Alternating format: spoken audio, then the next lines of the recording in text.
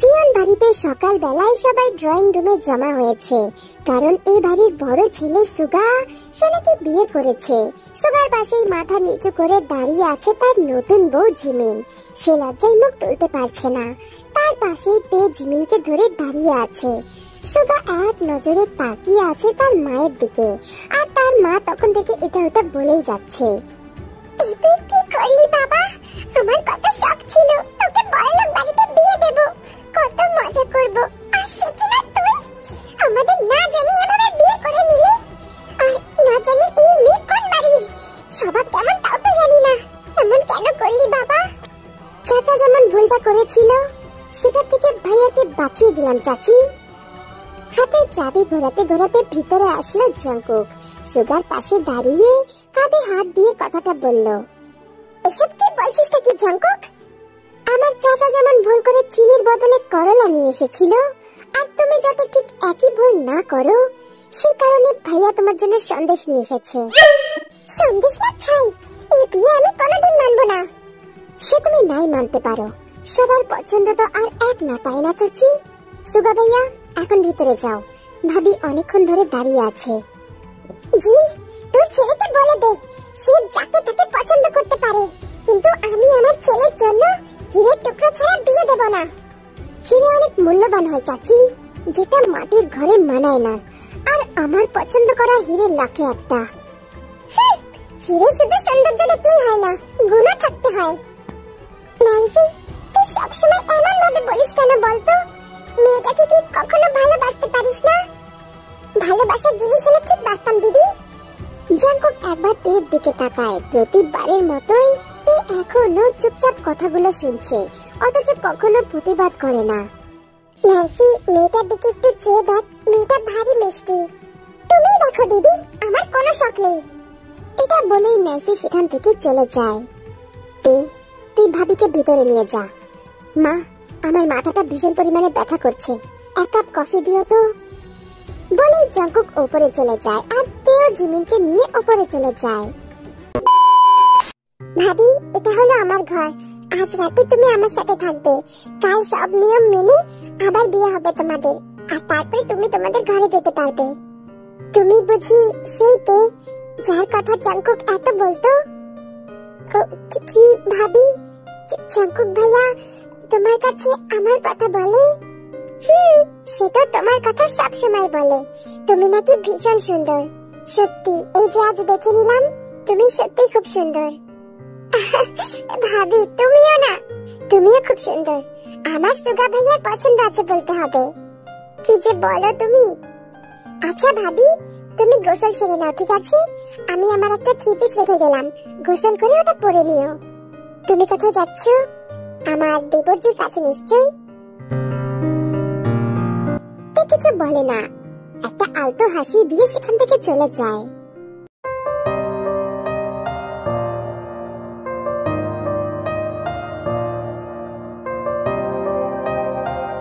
ভাইয়া, তোমার কফি। তে, সোনা আমার কাছে আয় তো, মাথাটা ভীষণ পরিমাণে ব্যথা করছে, একটু মালিশ করে দে তো। আচ্ছা ঠিক আছে, তুমি শুয়ে পড়ো, আমি মালিশ করে দিচ্ছি। তারপর তে বসে পড়ে, আর জঙ্কুক তের কোলের ওপর মাথা উঠিয়ে দেয়। তে জঙ্কুকের মাথায় মালিশ করে দেয়, চুলগুলো হাত দিয়ে টেনে দেয়। তে দেখে জঙ্কুক ঘুমিয়ে গেছে। তে ভাবে, এই যে এই মানুষটা এত শান্তিতে ঘুমাচ্ছে, সে কি জানে তেও তাকে ভীষণ পরিমাণে ভালোবাসে, কিন্তু তে বলতে পারে না। তের মা বাবা কেউই নেই, ছোট থেকে বলতে গেলে সে জঙ্কুকদের বাড়িতেই থাকে, আর এখানেই বড় হয়েছে। বেশ অনেক বছর ধরে জঙ্কুক তাকে ভালোবাসে, তবে কখনোই মুখ ফুটে বলে না। জঙ্কুকের ব্যবহার আর কাছে আসা দেখে তে এটা ঠিকই বুঝতে পেরেছে যে জঙ্কুক তাকে ভালোবাসে, তবে এখনো অবধি জঙ্কুক এখনো নিজের মুখে কখনোই বলে নাই যে সে তাকে ভালোবাসে। তাই তে এখনো দমে আছে, তেও জঙ্কুককে কিছুই বলে না। জঙ্কুকের বাবা দুই ভাই, বড় ভাই হলো আরএম, আর ছোট ভাই হলো লি জংসুক। তবে লি জংসুক আগে বিয়ে করাতে সুগা আগে জন্ম হয়েছে, সেই কারণে জঙ্কুক তাকে ভাইয়া বলে ডাকে। পরের দিন সব নিয়ম মেনে ইয়নমিনের আবার বিয়ে হয়। বাড়িতে অনেক লোকজন এসেছে বউ দেখতে। বাহ, মেয়েটা ভারী সুন্দর আছে। তা ন্যান্সি ভাবির নাকি এত সুন্দর মেয়ে পছন্দ হয় না? সে নাকি অপ্সরা নিয়ে আসবে। এই মেয়ে কি অপ্সরা থেকে কিছু কম নাকি? পাড়ার লোকের কাছে ন্যান্সির নামে এইসব শুনে জাঙ্কুক তো মিটমিট করে হাসে। দেখলে ভাবি, আমি বলেছিলাম না চাচা আমার করলা এনেছে, যিনি নিজেকে চিনির দানা মনে করে। দেবরজি, উনি কিন্তু আমার শাশুড়ি আম্মা হয়, ওনাকে নিয়ে এসব বললে কিন্তু আমি একদম সহ্য করব না। বাবা, কত প্রেম! যাক, শাশুড়ি ভক্ত হওয়া ভালো। আচ্ছা ভাবি, দেখে দেখেছো? তোমার তো এই কথা, সেটা আমি কি করে জানবো? মেয়েটা এত চটপটে না, খুঁজেই পাওয়া সম্ভব না। তাহলে দেবরজি বিয়ে করে নিচ্ছে না কেন? কি করব ভাবি, মাইয়াটা রাজি হয় না। রাজি হলেই সোজা কাজী অফিসে নিয়ে যেতাম। টুকটাক মজা করতে করতে সারাটা দিন কেটে যায়। রাতে জিমিনকে বাসর ঘরে বসিয়ে সে নিজের ঘরে চলে যায়। অনেক রাত হয়েছে। সারাদিন কাজ করতে করতে মাথা ঘাড় ভীষণ ব্যথা করছে। গুটি গুটি পায়ে ব্যালকনিতে চলে যায় তে। আজ ঠান্ডা হাওয়া বইছে, তের ভীষণ পরিমাণে ভালো লাগছে। একেই তের প্রকৃতির হাওয়া ভীষণ পরিমাণে ভালো লাগে, তারপরে আবার এখন ক্লান্ত থাকাতে এই হাওয়া তার শরীরে একটা ওষুধের মতন কাজ করছে। তে নিমেষেই চোখটা বন্ধ করে নেয়। এসব ভাবতে ভাবতেই হঠাৎ পিছন থেকে কেউ একজন জড়িয়ে ধরে, কানের কাছে এসে বলে, সোনা চল না, আজ আমরা বাসরটা সেরে ফেলি। আচমকা এমন হওয়াতে তে ঘাবড়ে যায়। তাড়াতাড়ি করে সরতে নিলেই জাঙ্কুক তাকে সামনের দিকে ঘোরায়। ভাইয়া, তুমি? কি হয়েছে সোনা, ভয় পাচ্ছিস? ভাইয়া, অমন কিছুই না। তুমি এত রাতে এই ঘরে? তোর এখন আমার ঘরে থাকার কথা সোনা। ভাইয়া, আসলে আমি... সোনা, সারা দিনে অনেক মিস করেছি, তুই কি আমাকে মিস করিসনি? তে মাথা নিচু করে ফেলে। সেও তাকে ভীষণ পরিমাণে মিস করেছে, কিন্তু সেটা নিজের মুখে কি করে বলবে? আমার দিকে তাকাতে মনে পড়েনি আমাকে? বলতে বলতে ছোঁয়ায় তে নিজের চোখ বন্ধ করে নেয় আর জাঙ্কুককে আঁকড়ে ধরে। জাঙ্কুক আস্তে আস্তে তে ঠোঁটের কাছে চলে আসে। শান্ত একটা নিঃশ্বাস ছেড়ে বলে, মনে পড়ে না জাঙ্কুক ভাইয়ের কথা? সোনা, একমাত্র তোকেই তো সারাদিন এই আকাঙ্ক্ষা চোখটা খোঁজে, বুঝিস না? আর কত অপেক্ষা করাবি? বলেই তে ঠোঁটে ঠোঁট চুইয়ে দেয়।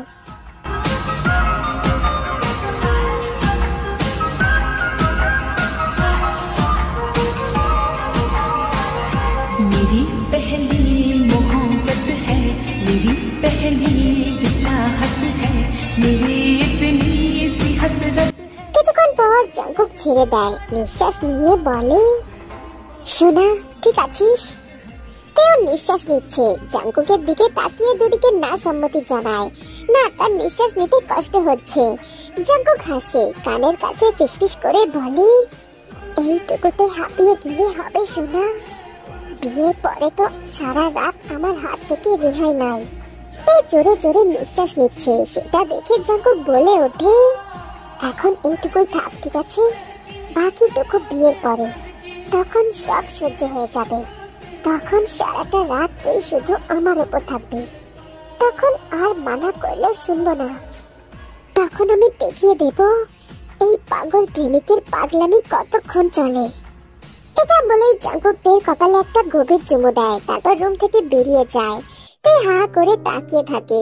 এই কয়েক মিনিটে যে কি হলো তের বোঝার উপক্রম। এটা যে প্রথম হলো তেমনটা নয়, এসব তের সাথে প্রায়ই হয়। প্রায় জাঙ্কুক ভাই তার কাছে আসে, তাকে গভীর ভাবে ভালোবাসে।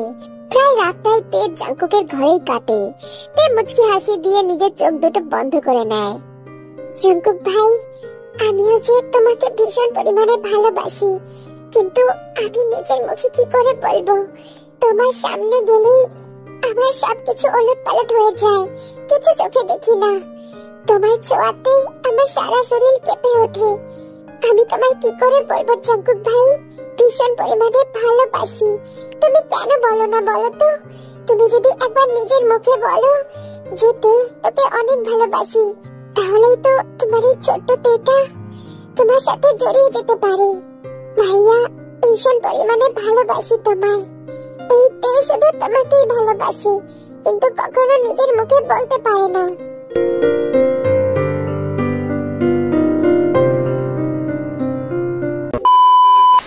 এই নিন মা, আপনার চা।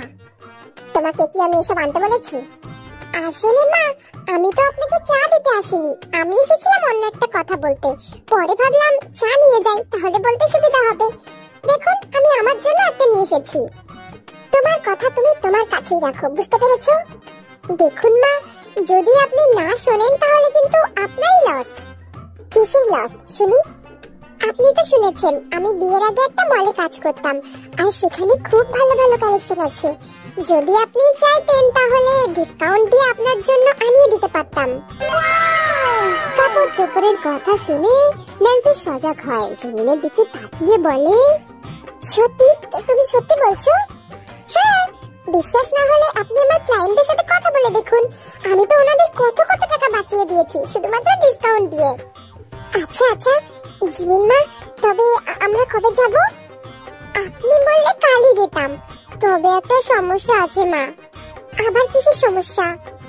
আসলে যেহেতু আমি ওখানে কাজ করতাম, তাই ওনারা জানে আমি বিবাহিত, আর বিবাহিত মহিলাদের জন্য এক্সট্রা % ডিসকাউন্ট আছে। আমি যদি বলি আপনি আমার শাশুড়ি, তাহলে আরো ডিসকাউন্ট পেতাম। তবে আপনি তো আমাকে বৌমা হিসেবে মানেনই না। আরে আরে, তুমি এসব নিয়ে ভেবো না তো। শাশুড়ি কেন, আমি তোমার মা হয়ে চলে যাব। তুমি শুধু ওদের একটু বুঝিয়ে টুঝিয়ে বলবা, ঠিক আছে জিমিন মা? হ্যাঁ হ্যাঁ মা, অবশ্যই। তাহলে আমরা কালকে যাচ্ছি তো? হ্যাঁ মা, আমরা কালকেই যাব। ন্যান্সি কাপড় চোপড়ের কথা শুনে ভীষণ পরিমাণে খুশি হয়ে যায়। এদিকে জিমিন নিজের কাজ ঠিকঠাক করতে পেরে মনে মনে ভীষণ আনন্দ পায়। জিমিনের ফ্যামিলি বলতে তেমন কেউই নাই, শুধু থাকার মধ্যে একটা ভাই আছে, আর সেই ভাই আজ তাদের বাড়িতে আসবে। সেই কারণে জিয়ন বাড়িতে ভীষণ রান্নার আয়োজন হচ্ছে। কি বাবা, আসতে কোনো সমস্যা হয়নি তো? না আঙ্কেল, কোনো সমস্যা হয়নি। বেশ ভালো, বসো তাহলে। সুগা তার একমাত্র শালা বাবুর জন্য বিভিন্ন রকম মিষ্টি এনেছে, আর সাথে অন্যান্য সব খাবার তো আছেই। বলছি আমার হাত তো আটকা, তুমি একটু ইউনহোকে মিষ্টিগুলো দিয়ে আসো না। জিমিনের কথা মতো তে চলে যায় মিষ্টি দিতে। তে সমস্ত মিষ্টি টেবিলে রেখে চলে যায়, আর এদিকে ইউনহো এক পলকে তের দিকে তাকিয়ে আছে। দেখেই মনে হচ্ছে মেয়েটাকে ভীষণ পছন্দ হয়েছে। এক্সকিউজ মি মিস, একটু শুনবেন? হ্যাঁ ভাইয়া, কোনো কিছু কি লাগবে আপনার? আসলে আমার না একা খাওয়ার অভ্যাস নেই, যদি তুমি আমার কাছে একটু বসতে। হ্যাঁ, কিন্তু আমার তো অনেক কাজ আছে ভাইয়া। শুধু একটু একটু বসো না প্লিজ। যেহেতু সে এই বাড়ির অতিথি, তাই তে মানা করতে পারে না, ইউনহোর পাশে সোফায় বসে পড়ে। আচ্ছা, তোমার নাম কি? কিমতে। ও, খুব সুন্দর নাম। তুমি কিসে পড়ো? আসলে এইচএসসি দেওয়ার পর আর কলেজে ভর্তি হওয়া হয়নি। আচ্ছা আচ্ছা, কোনো ব্যাপার না। তুমি কি জানো তুমি অনেক সুন্দর? কি ভাইয়া? হ্যাঁ, সত্যি কথাই বললাম, কিন্তু ভেবো না তোমাকে পটানোর জন্য বলছি। এই নাও, একটা মিষ্টি খাও। তের দিকে একটা মিষ্টি উঠিয়ে দিয়ে বলল কথাটা। আরে না না ভাইয়া, আমি মিষ্টি খাই না, আপনি খান। আরে নাও, একটা তো খেতেই পারো। না ভাইয়া, আমি এসব খাই না, আপনি খান। তাও ইউনহো তেকে জোর করতে থাকে। তে 1000 বার মানা করা সত্ত্বেও ইউনহো তের দিকে মিষ্টি এগিয়ে দেয়। হঠাৎ জাংকুক এসে ইউনহোর কলার চেপে ধরে।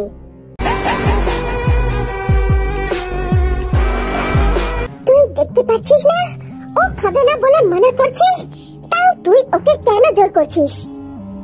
ভাইয়া, ওনাকে ছাড়ো। পাশ থেকে তার সামনে এসে জাংকুককে বাধা দেওয়ার চেষ্টা করে, কিন্তু কোনো লাভ হয় না। জাংকুক ইউনহোকে ছাড়ে না। এত চিল্লামিল্লিতে সকলে সেখানে উপস্থিত হয়। জাংকুক, কি হয়েছে এখানে? তুমি ভাইয়াকে আটকাও। কিন্তু সবাই মিলেও জাংকুককে আটকাতে পারে না। একটু পর সুগা সেখানে আসে। জাংকুকের কাছ থেকে ইউনহোকে ছাড়িয়ে জাংকুককে দূরে সরিয়ে দেয়। জাংকুক সোফায় গিয়ে পড়ে। তে জাংকুকের কাছে ছুটে যায়। জাংকুক, কি করছিস নাকি? জাংকুক উঠে দাঁড়ায়, আবার ইউনহোর কাছে আসতে নিলে তে পিছন থেকে জাংকুককে জড়িয়ে ধরে। ভাইয়া, প্লিজ থামো, শান্ত হও ভাইয়া। ভাইয়া, তুই তোর শালা বাবুকে বলে দে আমার তের থেকে যেন দূরে দূরে থাকে, নহলে যদি আমি ধরতে পারি না তাহলে কিন্তু ওর রেহাই নাই। বলে তের হাত ধরে সেখান থেকে নিয়ে উপরে চলে যায়। ভাইয়া, এসব কি করছোটা কি?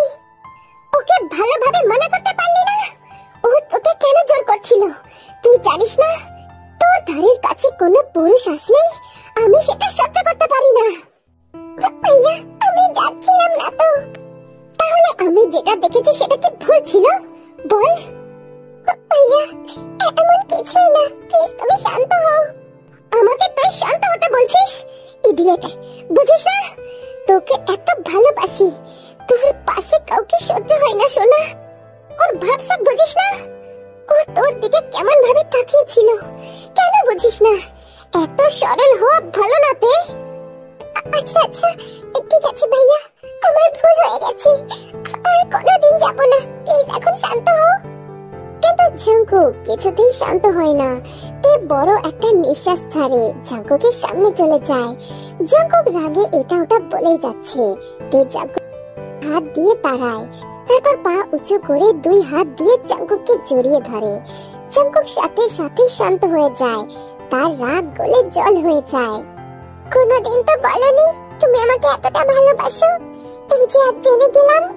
আজ থেকে তোমার এই তে তোমাকে ছাড়া কোনো পুরুষকে চেনে না। আমার জীবনের একমাত্র পুরুষ তুমি, শুধু তুমি। জাঙ্কুক ভাই অনেক ভালোবাসি। জাঙ্কুক এতক্ষণ চুপচাপ কথাগুলো শুনলো আর শক্ত করে তার ছোট্ট শরীরটা জড়িয়ে ধরেছিল।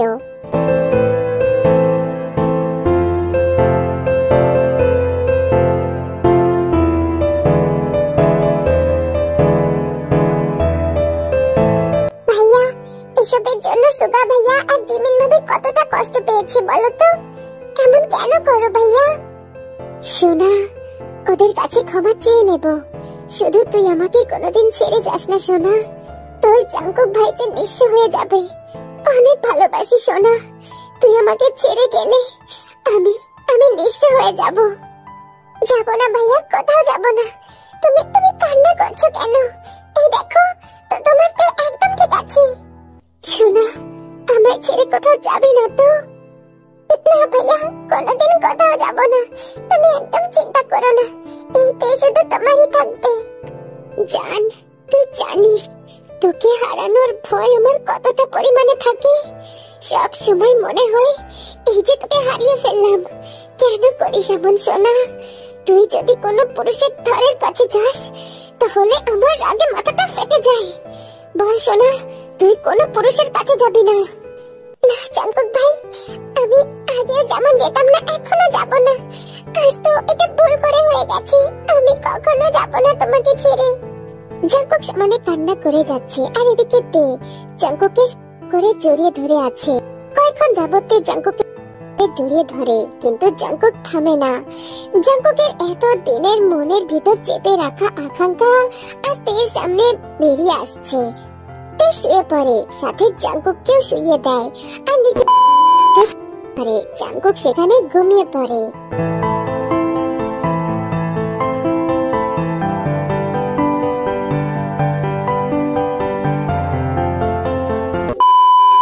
এমন ভাবে কতদিন চলবে জিন?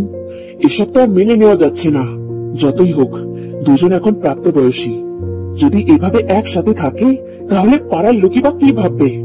সেদিনও দেখেছি জাঙ্কুকের বাইকের পিছনে তে তার হাত ধরে বসেছিল। হ্যাঁ গো, আমি কি বলছিলাম, আমার ছেলেটা তোকে ভীষণ ভালোবাসে, আর তেও তো বাসে মনে হয়। তুমি তো সবটাই জানো, তাই আমি ভাবছিলাম ওদের বিয়েটা দিয়ে দিলে কেমন হয়। কথাটা তো খারাপ বলনি, কিন্তু তে কি রাজি হবে? তুমি একবার বলেই দেখো না, আমার দৃঢ় বিশ্বাস তেও আমার ছেলেটাকে ভালোবাসে। তো তুমি বলে দেখো কি বলে। ঠিক আছে জিন, আমি অবশ্যই বলবো। ভাইয়া আসবো? আরে তে আয়। ভাইয়া আসলে কি হয়েছে তে, কিছু কি বলবি? আসলে ভাইয়া সেদিনের জন্য সরি, সব আমার জন্য হয়েছে, সব আমার দোষ। তুমি তো জানোই জাঙ্কুক ভাইয়া রেগে গেলে ওর মাথা ঠিক থাকে না, আর সেদিন আমার জন্যই জাঙ্কুক ভাই এত রেগে গেছিল। তোমরা প্লিজ ভাইয়ার উপর রাগ করো না। সে আর বলতে, আমরা তো সবাই জানি জাঙ্কুক তোমায় কতটা ভালোবাসে, আর প্রেমে প্রেমিক পাগলামি করবে এটা তো স্বাভাবিক, তাই না? পিছন থেকে জিমিন কথাগুলো বলে উঠলো। ভাবি আসলে কোনো ব্যাপার না তে, জাঙ্কুক সেদিন রাতেই এসেছিল আমাদের সাথে কথা বলতে, আর তুমি আমার দেবরটার কাছে কাছে থেকে, বুঝতে পেরেছো? তোমাকে না দেখলে তো সে একদম পাগলই হয়ে যায়। তে লজ্জায় মাথা নিচু করে ফেলে। সামনে যে বড় ভাই, তার সামনে এসব কি বলছে ভাবি? তার বুঝি লজ্জা লাগে না? লজ্জায় সে সেখান থেকে দৌড়ে চলে যায়।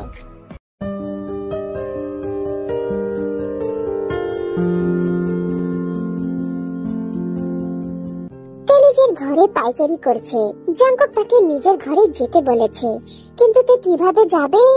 একই তো বাড়ির অর্ধেক লোক জেনে গেছে জাঙ্কুক তাকে ভালোবাসে। এখন যদি কেউ জেনে যায় তে জাঙ্কুকের ঘরে ঘুমায়, তাহলে তে কোথায় মুখ লুকাবে? ভাবতে ভাবতেই দরজায় কেউ নক করে।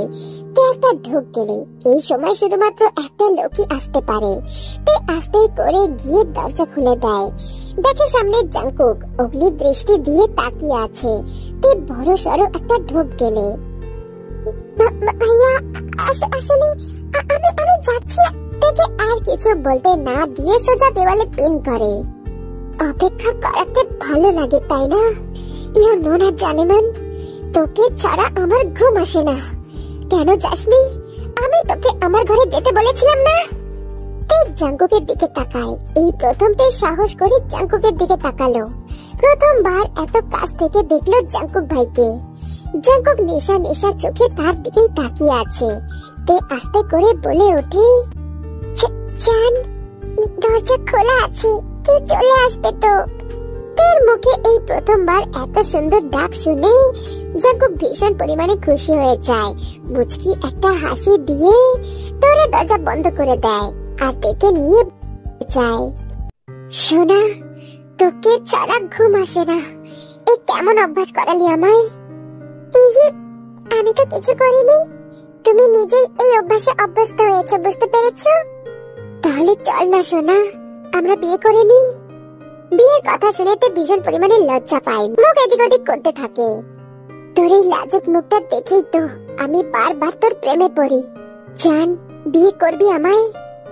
তে কোনো কিছুই বলে না। জাঙ্কুক তে ঠোঁটে কিস করতে যায়, তখনই আবার দরজায় কেউ নক করে। তে চমকে যায় আর জাঙ্কুকের থেকে দূরে সরে যায়। কোথায় যাচ্ছিস সোনা? আমার কাছে আয়। ভাইয়া, দরজায় কেউ আছে। তে ঘুমিয়ে গেছিস নাকি? বড় আব্বু।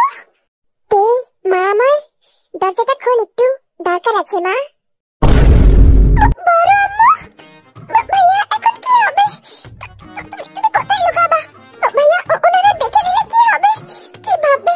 তুমি প্লিজ কোথায় লুকিয়ে পড়ো। তে, কি হয়েছে কি সোনা? এমন ভয় পাচ্ছিস কেন? দেখলে কি হবেটা কি? তুমি বুঝতে পারছো না ভাইয়া? তুমি কোথায় লুকিয়ে পড়ো।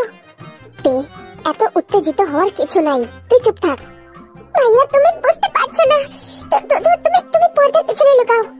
না না, যদি দেখে নেয় তো তুমি ব্যালকনিতে চলে যাও। আরে মা জিন সমানে দরজা ধাক্কা দিচ্ছে। এদিকে তে, সে যে কি করবে, জাঙ্কুককে যে কোথায় লুকাবে বুঝতেই পারছে না।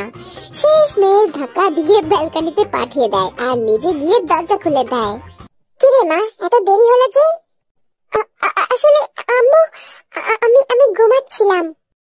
আচ্ছা ঠিক আছে তে, মা একটু বসতো, একটা জরুরি কথা বলতে আসলাম। আম্মু, কিছু কি হয়েছে? দেখতে আম্মু, তুই এখন বড় হয়েছিস, এভাবে তো একটা ছেলের সাথে ঘোরাঘুরি করা ভালো দেখায় না। মানে আব্বু, আমি ঠিক বুঝলাম না। জাঙ্কুক ভালো করে বুঝতে পেরেছে তারা তার কথাই বলছে। রাগী জাঙ্কুকের জল শক্ত হয়ে যায়। জাঙ্কুক ভেবেই নিয়েছে সে যে করেই হোক আজ তাদের বিয়ের কথা তার মা বাবাকে বলেই ছাড়বে। তাই সেই ভেবে বেরিয়ে আসতে নেয়, কিন্তু আবার সেখানেই থেমে যায়। দেখ আম্মু, আমরা সবাই জানি জাঙ্কুক তোকে কতটা ভালোবাসে, তাই আমি আর তোর আম্মু মিলে ঠিক করেছি তোর আর জাঙ্কুকের বিয়ে দেওয়াই ভালো। তোর কি কোনো আপত্তি আছে আম্মু? এটা শুনে তে অবাক হবে নাকি খুশি হবে বুঝতে পারছে না, শুধু মাথা নিচু করে ভাবছে। তে, মা আমার, যদি তোর কোনো আপত্তি থাকে তাহলে আমরা তোকে আর জোর করব না। তে একবার মাথা উঠিয়ে ব্যালকনিতে তাকায়, তারপর হঠাৎ করে বলে ওঠে, আম্মু, আমি এই বিয়েতে রাজি। এই কথা শুনে আরেমার জিন ভীষণ পরিমাণে খুশি হয়ে যায়। তারপর থেকে দোয়া দিয়ে সেখান থেকে চলে যায়।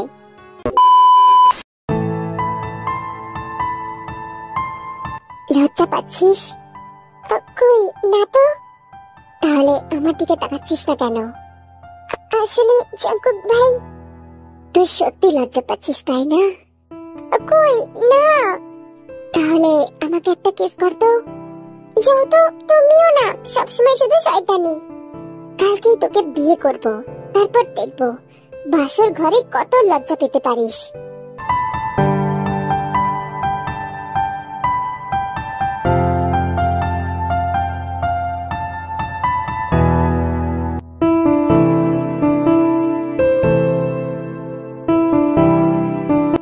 পর টেকুকের বিয়ে হয়ে যায়। বিয়েটা ঘরোয়া পদ্ধতিতেই হয়, জাঙ্কুক যেমনটা চেয়েছিল। তোমাদের জন্য অনেক দোয়া করি, এভাবেই যেন সারাটা জীবন একসাথে থাকতে পারো। ভাবি ও কোথায়? ওকে মানে ভাইয়া। কি ভাইয়া? জাঙ্কুক এখন তোমার ভাইয়া থেকে ছাইয়া হয়ে গেছে। তোমাদের বেবি হলে তো জাঙ্কুককে বাবা ডাক বাদে মামা ডাক শুনতে হবে।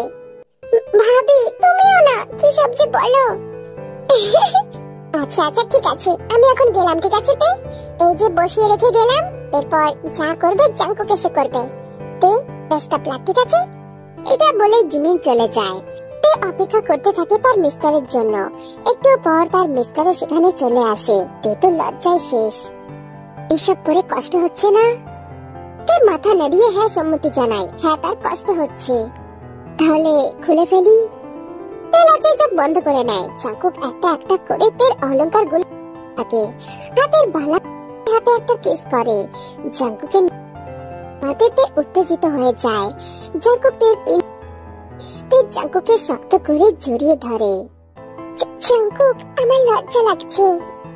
কি ব্যাপার আজকে হঠাৎ ভাইয়া ছেড়ে জাঙ্কুক? কারণ তুমি আমার হাজবেন্ড, আর হাজবেন্ডকে ভাইয়া বলতে নেই। আচ্ছা এতদিন পরে মাথায় বুদ্ধি এসেছে। বুদ্ধি আমার আগেই ছিল, কিন্তু ভাইয়া ডাকতে ভালো লাগে। কেন? আমি কি তোর ভাইয়া নাকি? না, এখন তুমি আমার হাজবেন্ড। তাহলে আমার দিকে তাকা। আমি না তোর হাজবেন্ড? তাহলে হাজবেন্ডের অধিকার নিতে দিবি না? জাঙ্কুক তুমিও না। আমার লজ্জা লাগে না বুঝি? শোনা, আমি তো অলরেডি তো সবকিছু দেখে ফেলেছি। আজ পুরোটা দেখতে দিবি না? জাঙ্কুক লাইটটা অফ করো না জান, প্লিজ। লাইট অফ করলে আমি দেখবো কিভাবে? প্লিজ জান, প্লিজ লাইট অফ করো। জাঙ্কুক লাইট বন্ধ করে দেয় আর তারপর শুরু করে। ये सब क्या देखना पड़ रहा है? अच्छा है मैं अंधा हूँ। যা, লাইটটা বন্ধ করে দিল। এখন আমি কিভাবে দেখবো আর কিভাবেই বা তোমাদের বলবো? কোনো ব্যাপার না আমার জানে মানরা, যে করেই হোক আমি বলেই ছাড়বো, তোমরা টেনশন করো না। তো আমি ডাইরেক্ট ঢুকে গেলাম টেকুকের বাসার ঘরে। এখন আমি হাতে একটা টর্চ নিয়ে তাদের বাসার আর তোমাদেরকে এক্সপ্লেন করবো। জাঙ্কুক একটা একটা করে সমস্ত কিছু ওপেন করে। তার সামনে এখন সবকিছু দৃশ্যমান। ভাঁজ দেখে জাঙ্কুক বড় সড়ো একটা ঢোক গেলে ঘরে হালকা একটা লাইট জ্বালানো। তার মধ্যে জাঙ্কুক যতটুকু দেখার মন ভরে দেখলো। আজকের অনুভূতিটা বেশ অন্যরকম। এ তো এতদিন শুধু তার ভালোবাসার মানুষ ছিল, কিন্তু আজকে সে তার বউ, তাই তার অনুভূতিটা আজ অন্যরকম। জাঙ্কুকের নেশা নেশা চোখগুলো থেকে ভালো করে পর্যবেক্ষণ করলো। তারপর সামনে থাকা বড় বড় নরম নরম ফর্সা ফর্সা জিনিসটা হাত দিতেই তে নিজের চোখ বন্ধ করে নেয়। জাঙ্কুক কি করছোটা কি? আমার তো সোনা, তোর এই অনেক সুন্দর। আই রিয়েলি লাইক ইট জান। জাঙ্কুক প্লিজ আগে এটা টাচ করো না। সোনা, এখন থেকে তো এই দুটো আমারই, তাই না? তে ভীষণ পরিমাণে লজ্জা পায় আর জাঙ্কুক ওই দুটো মুখ